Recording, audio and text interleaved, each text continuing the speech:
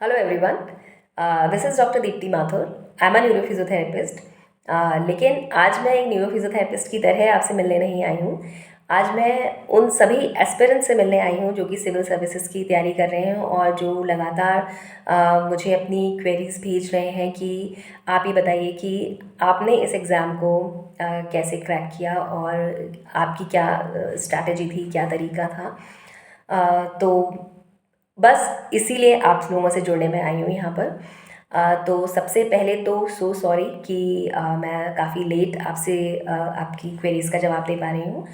और दूसरी चीज़, सभी को बहुत बहुत धन्यवाद जिन्होंने इस सफलता के क्षण में मुझे बधाइयाँ दी और मेरा हौसला अफजाई की।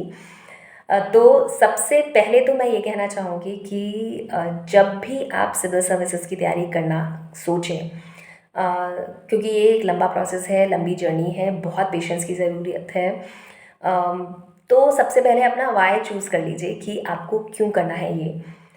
मेरे लिए बहुत बड़ा वाई ये था कि देखिए, मैं ऑलरेडी वर्किंग हूँ, अच्छी जगह पे अच्छा काम कर रही हूँ, लेकिन मुझे मासेस के साथ जुड़ के काम करने की इच्छा थी बहुत ज़्यादा। और मैं चाहती हूँ कि अगर मेरे होने से जो पंक्ति में लास्ट में इंसान खड़ा है उसको अगर फ़ायदा हो जाए, तो मेरे होने का कुछ फ़ायदा है। तो इसलिए मैं चाहती थी कि मैं सिविल सर्विसेज में आऊँ, क्योंकि और कोई माध्यम मुझे नहीं दिखाई दे रहा था जिससे कि मैं ये सब कर पाऊँ। दूसरी चीज़ ये भी थी कि मुझे ये भी लगता है कि जैसे हम एथिक्स में पढ़ते हैं कि देव ऋण होता है, पितृ ऋण होता है और ऋषि ऋण होता है, वैसे ही मुझे लगता है कि एक राज्य ऋण भी होता है और जन्मभूमि ऋण होता है। तो मैं चाहती थी कि मैं अपने राज्य में आके अपने राज्य के लोगों के लिए भी कुछ करूं, क्योंकि मैंने पढ़ाई के बाद से, स्कूलिंग के बाद से मैं बाहर ही निकल गई, तो वहाँ पे मैं अपने कार्य क्षेत्र नहीं बना पाई अपने राज्य में। और यहाँ से जो मैंने सीखा है इतना सब कुछ, उत्तराखंड में मैंने इतने समय काम किया है और बहुत अच्छे एक्सपीरियंस भी हुए, बहुत कुछ सीखा भी है। तो मैं चाहती हूँ कि अपने राज्य में आके भी उन अच्छी बातों को कुछ यूज़ कर पाऊँ। तो ये मेरे लिए बहुत बड़े वाये थे। दूसरी चीज़ ये है कि आपको सेल्फ मोटिवेशन और डिसिप्लिन बहुत ज़्यादा होना चाहिए, क्योंकि देखिए, सक्सेस स्टोरीज़ हम सुनते हैं, देखते हैं, बहुत अच्छा लगता है, कुछ दिन मोटिवेशन भी बना रहता है, लेकिन जब तक आपको नहीं पता कि मुझे करना है, कोई भी आपके लिए कारण हो सकता है, जब तक आप उसके लिए बहुत डिटर्मिन्ड नहीं है, स्ट्रांगली आप नहीं चाहते हैं उस चीज़ को, तो ये मोटिवेशन थोड़े दिन रहेगा, फिर सब ख़त्म हो जाता है। तो इसलिए अपना सेल्फ मोटिवेशन और आपका डिसिप्लिन, एंड इसके साथ साथ एक चीज़ और कि सेल्फ एनालिसिस, अपने लिए एग्ज़ाम का एनालिसिस कि एग्ज़ाम क्या चाह रहा है आपसे, वो भी करना बहुत ज़रूरी है। तो ये आप करिए। तीसरी चीज़ है कि जब हम तैयारी में आ जाते हैं, लेट्स से हमने सोच लिया कि अब तैयारी तो करनी ही है, अ, तो सबसे इम्पॉर्टेंट हो जाता है कि सबसे पहले आपको अपना सिलेबस पता हो। सिलेबस आपने पता कर लिया, मार्केट में बहुत कंटेंट है, आप एक बेसिक नोट्स जो भी आपको अच्छे लग रहे हैं वो आप ले सकते हैं। मैंने जैसे स्प्रिंग बोर्ड के नोट्स लिए थे, जो कि उसको मैंने अपना बेस बनाया था। लेकिन उससे पहले मैं यूट्यूब के पे मैंने जो भी कंटेंट अवेलेबल था वो मैंने सब देखा, अलग अलग टीचर्स को सुना, अलग अलग कोचिंग के जो भी अवेलेबल चीज़ें थी वो मैंने देखी सुनी, मतलब मैंने ज़्यादातर सब लोगों को सुना और फिर मैंने फाइनलाइज़ किया कि ओके ठीक है, ये 2-3 जो भी चीज़ें हैं ये मुझे करनी है। उसके बाद नोट्स का ये है कि जैसे मान लीजिए स्प्रिंग बोर्ड के नोट्स हैं, कनेक्ट सिविल के वीआईपी कंटेंट था, वैल्यू एडिशन, मतलब कुछ कुछ फैक्ट्स, कुछ चीज़ें मैंने ली थी। एंड प्री के समय मैंने सुरेश पुरोहित सर के जो थे वीडियोस थे वो भी मैंने देखे थे, जिसमें उन्होंने ज्योग्राफी पढ़ाई हुई है, आरबीएससी की हिस्ट्री पढ़ाई हुई है, वो काफ़ी हेल्पफुल लगी मुझे। पॉलिटी भी मैंने देखी थी उनकी। देन विकास सर की भी पॉलिटी की क्लासेस मैंने देखी थी और इकोनॉमिक सर्वे देखा था। इकोनॉमिक सर्वे के लिए मैंने जो बजट वगैरह आया था, वो नियॉन सर के जो कनेक्ट सिविल से जुड़े हैं उनके भी वीडियोस देखे थे। तो कहने का मतलब ये है कि आपको खुद सेलेक्ट करना पड़ेगा कि कहाँ से आपको समझ आ रहा है, और जो ऑथेंटिक सोर्सेस हैं वो देखने हैं। देन जहाँ तक बात है हिस्ट्री की, हिस्ट्री में ज्योग्राफी में मैंने एनसीईआरटी और आरबीएससी की किताबें पढ़ी थी। पॉलिटी के लिए लक्ष्मीकांत पढ़ी थी। एंड साइंस मेरा अपना सब्जेक्ट है, तो साइंस में भी मैंने कुछ कुछ टॉपिक्स देखे थे एनसीईआरटी से। और बाकी अगर आपको कुछ नहीं अच्छा कंटेंट लग रहा है, नहीं मिल पा रहा है, तो आप गूगल सर्च के माध्यम से भी देख सकते हैं कि अपना टॉपिक लिखा, जो भी आपका सब्जेक्ट, जो आप टॉपिक पाना चाहते हैं, उसमें पीडीएफ करके और आगे यूपीएससी लिख दीजिए, तो आपके पास बहुत सारा कंटेंट आ जाएगा। उसमें से आप फ़िल्टर कर सकते हैं कि आपको क्या लेना है और क्या नहीं। तो कंटेंट तो इस तरह से हो जाएगा। समझने की जहाँ तक बात रही, वो मैंने यूट्यूब पे बहुत कुछ कंटेंट अवेलेबल है, वहाँ से समझा मैंने। और कोचिंग करनी है या नहीं करनी है, ये अगेन आपका कॉल है। मैं चाहती थी कि मैं खुद का एनालिसिस करूं। मुझे चीज़ें समझ आ रही थी, मुझे डिसिप्लिन और सेल्फ मोटिवेशन की भी कोई कमी नहीं लगती थी, और मैं एक टाइट माइंडसेट में नहीं बनना चाहती थी। इस वजह से मैंने ऐसे रेगुलर कोचिंग नहीं की है। मैंने टेस्ट सीरीज़ ज्वाइन की थी, ऑनलाइन टेस्ट सीरीज़ थी मेरी, जिसको मैं सिंसियरली करती थी। That was for mens. तो वो मैं करती थी बहुत अच्छे से, और लिखना पड़ता था, लिखती थी, और मेरी फिंगर में भी पेन हो जाता था। और जैसा कि आप लोग जानते हैं, मैं फिजियोथेरेपिस्ट हूँ, तो उसके बाद मैं अपना ट्रीटमेंट भी लेती थी। तो मतलब ये है कि लिखना आपको पड़ेगा। कुछ गलती भी मैंने की। प्री के समय मैंने टेस्ट सीरीज़ नहीं ज्वाइन की थी, और उसी समय वो फिफ्थ सर्कल बनने का भी नई चीज़ आई थी, और मुझे कुछ आदत नहीं थी, तो मेरा टाइम मैनेजमेंट बिगड़ गया था।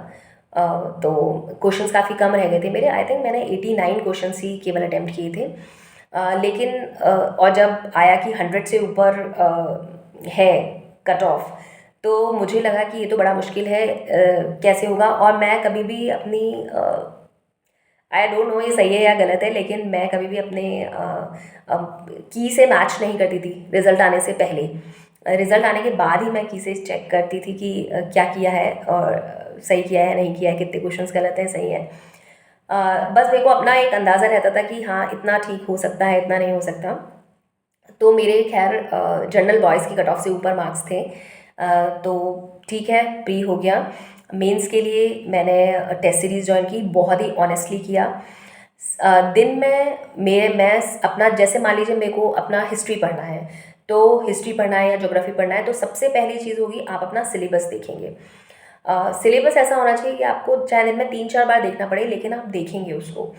दूसरी चीज़ है कि आप प्रीवियस ईयर पेपर्स देखेंगे, चाहे आप प्री के लिए तैयारी कर रहे हैं तब प्री के लिए, मेंस के लिए कर रहे हैं तो मेंस के लिए। उसमें भी आपको कितनी बारी देखना पड़े, आप देखिए। एंड जहाँ तक आप सोचते हैं कि मेंस के लिए जब आप लिखना तैयार कर रहे हैं, तो उससे पहले आप जो टॉपर्स की कॉपीज़ हैं वो ज़रूर देखिए। एंड मुझे लगता है कि जो आरपीएससी की कॉपीज़ हैं वो आप ज़्यादा ध्यान से देखिए, क्योंकि देखिए जब फाइनल चीज़ तो वही है, क्योंकि हमें आरपीएससी में ही कंपटीशन फाइट करना है।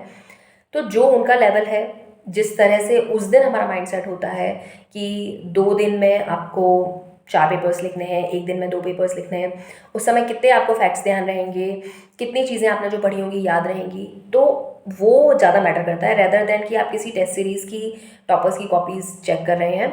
नो डाउट आप उसको चेक कर सकते हैं, मैंने भी किए थे, लेकिन मैं 1-2 बार ही मैंने चेक किए। उसके बाद मुझे लगता है कि आपको खुद अंदाज़ा लगने लगता है कि आप ठीक लिख रहे हैं या नहीं लिख रहे हैं, तो वो नंबर्स इतने मैटर नहीं करते।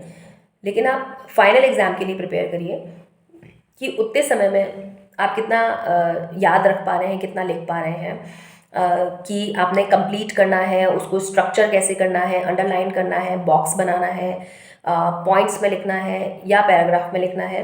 मैं पॉइंट्स में लिखती थी, और मैं अंडरलाइन भी करती थी। जहाँ डायग्राम की ज़रूरत होती थी, मुझे लगता था टाइम भी है, हो पा रहा है, वो करती थी, और मैं कंप्लीट करने की कोशिश करती थी जितनी भी अवेलेबल स्पेस है। तो ये मैंने मेंस के लिए ज़्यादा ध्यान रखा। एंड जहाँ तक बात है इंटरव्यू की, तो मुझे लगता है कि इंटरव्यू में आपने अपने आप को सबसे ज़्यादा जानना है, क्योंकि मुझसे जो क्वेश्चंस पूछे गए थे वो मेरी प्रोफाइल से लिंक थे। मैं जॉब में हूँ तो उससे रिलेटेड थे। मैं उत्तराखंड में हूँ तो एक कंपैरिजन भी करवा लिया था उत्तराखंड और राजस्थान का। एंड करंट अफेयर्स से थे, फीमेल रिलेटेड थे, कुछ एडमिनिस्ट्रेटिव आपकी जो नॉलेज है उससे रिलेटेड कुछ क्वेश्चंस थे। तो वो आपकी प्रोफाइल के आसपास ही चीज़ें घूमती हैं। तो बहुत काम रहिए, पेशेंट रहिए, वो बहुत इम्पॉर्टेंट है। और जहाँ तक बात है और किताबें पढ़ने की, तो जैसे मैंने कहा कि हिस्ट्री में और ज्योग्राफी में मैंने पढ़ी थी एनसीईआरटी आरबीसी, और लक्ष्मीकांत मैंने पढ़ी थी पॉलिटी के लिए, और हिंदी इंग्लिश की जो स्टैंडर्ड बुक्स चलती हैं वो मैंने पढ़ी थी। और अब आप देख लीजिए जैसे धीरे धीरे समय हो रहा है कि अगर हम हिंदी इंग्लिश का इनपुट आउटपुट देखें और अपने तीनों सब्जेक्ट्स का इनपुट आउटपुट देखें, तो हिंदी इंग्लिश जो है बहुत आपको आपके लिए प्रोडक्टिव साबित हो सकती हैं। तो वो आप ज़रूर करिए कि हिंदी इंग्लिश तो आप अभी से तैयार करना शुरू कर दीजिए। और जहाँ तक बात है कि आप जैसे फर्स्ट पेपर है, मान लीजिए उसमें 9-10 सेक्शंस तो उसमें ही आ गए, वो पढ़ के आपको उतने नंबर का मिल रहा है 200 मार्क्स का। एंड वैसे ही आप हिंदी इंग्लिश पढ़ लेंगे तो वो अलग से है। और कुछ लोगों की इंग्लिश अच्छी होती है, कुछ की हिंदी अच्छी होती है, तो आप उसके हिसाब से उसको वेटेज दीजिए। बाकी नोट्स आपको अवेलेबल है मार्केट में, आपको थोड़ा सा फ़िल्टर करना पड़ेगा। यूट्यूब पे कंटेंट है वो आपको फ़िल्टर करना पड़ेगा। टेस्ट सीरीज़ हर तरह की अवेलेबल है। कुछ फिक्स टाइम में आपको पेपर्स देने के लिए कहती हैं, कुछ अभी ये प्रोविज़न भी हो गया है क्योंकि जब से ऑनलाइन आया है कि आपके पास टाइमिंग भी है, कभी भी आप चाहें तो दे सकते हैं। लेकिन मुझे लगता है कि फ़िक्स टाइम पे देना ज़्यादा ठीक रहेगा, जितना भी आपका तैयार है। नहीं तो अदरवाइज पेंडेंसी होती चली जाती है। आप सोचते हैं अभी अच्छा करके पढ़ेंगे, तब तक दूसरा टेस्ट आ जाता है, फिर आप पहला भी बच गया, दूसरा ठीक से नहीं हुआ। तो टाइम टू टाइम आप पेपर देते रहिए। जो छूट गया है, बाई चांस छूट गया कोई बात नहीं, लेकिन आप अगले वाले को देते रहिए साथ के साथ। तो फाइनली तो मैं यही कहना चाहूँगी कि सबसे पहली चीज़ है अपने सिलेबस को समझिए। दूसरी चीज़ है आरपीएससी की क्या डिमांड्स हैं उनको समझिए कि कैसे वो क्या चाहती हैं, किस तरह के आंसर्स चाहती हैं। प्री में उनका क्या लेवल जा रहा है वो आप देखिए, मेंस में उनका क्या लेवल है, वो क्या पूछना चाह रहे हैं उसको आप एनालाइज करिए। इंटरव्यू में किस तरह की पर्सनालिटीज़ वो चाह रहे हैं उसको आप लोगों से मिलिए, बात करिए, उससे पता चलेगा आपको। और प्रैक्टिस का और हार्डवर्क का कोई रिप्लेसमेंट नहीं है, अब वो आपको बहुत ज़रूरी करना पड़ेगा। Self discipline, self motivation is the key. Consistency होनी चाहिए। और केवल एक ही एग्ज़ाम नहीं है, ये सिविल सर्विसेज ही माध्यम नहीं है जीवन में कुछ अच्छा करने का। मैं अभी भी जो अपने काम को कर रही हूँ मैं काफ़ी सेटिस्फाइड हूँ। और मुझे बहुत खुशी है ये कहते हुए कि thousand and thousands of patients मैंने ट्रीट किए हैं और बहुत अच्छे पेशेंट्स हैं। और मेरे पास ऑनलाइन ऑफलाइन मॉड्यूल्स हर तरह के मेरे साथ पेशेंट्स कनेक्टेड हैं। और वो केवल मेरे पेशेंट्स ही नहीं हैं, they are my extended family. और वो लोग भी सब बहुत खुश हैं इस बात से कि ये सफलता मुझे मिली है। और कहीं ना कहीं उन लोगों की ब्लेसिंग्स तो हैं ही। हाँ, लेकिन ये भी है उनको कि अब ये साथ हो सकता है कुछ समय के लिए, ये साथ थोड़ा कम हो, लेकिन कहने का मतलब ये है कि अगर आप अच्छा काम करते हैं, आप किसी भी पोजीशन पे रह के कर सकते हैं। आप अपना बेस्ट दीजिए। और जो भी आपने अपना टारगेट सेट किया है उस पर पूरी तरह से फोकस होके फुल कंसिस्टेंटली अपना मेहनत करके, और सेल्फ एनालिसिस, और जिस चीज़ के लिए आप जा रहे हैं, जिस चीज़ के लिए आप प्रिपेयर कर रहे हैं उसका एनालिसिस आपको बहुत ज़्यादा इंपॉर्टेंट है। किसी की कही बातें मत सुनिए, आप अपनी डायरेक्शन खुद चुनिए। और कोई सपोर्ट की ज़रूरत है, कोई गाइडेंस की ज़रूरत अगर होती है, जिससे भी आपको लगता है गाइडेंस मिल रही है, और अगर उसमें मैं भी शामिल हूँ, तो सब लोग तैयार हैं आपको गाइड करने के लिए। थोड़ी टाइम की लैग हो सकता है कि थोड़ा टाइम इधर से उधर हो जाए, लेकिन अगर कोई भी सिंसियर स्टूडेंट्स हैं तो हम सब रेडी हैं आपकी हेल्प करने के लिए। तो ऑल द वेरी बेस्ट। अपनी तरफ से अपना 100% दीजिए, और डेफिनेटली ईश्वर हमेशा आपको सपोर्ट करेंगे। सबके लिए अच्छा करिए, और ऑल द वेरी बेस्ट। और अपनी भी अपनी सक्सेस स्टोरी अपने आप लिखिए। सबकी लाइफ में बहुत पल आते हैं, कुछ ख़राब समय भी आता है, लेकिन किसी सिचुएशन को, किसी पर्सन को अपनी लाइफ की स्टोरी मत लिखने दीजिए। अपनी लाइफ की स्टोरी, अपनी सक्सेस स्टोरी आप खुद लिखिए। Thank you.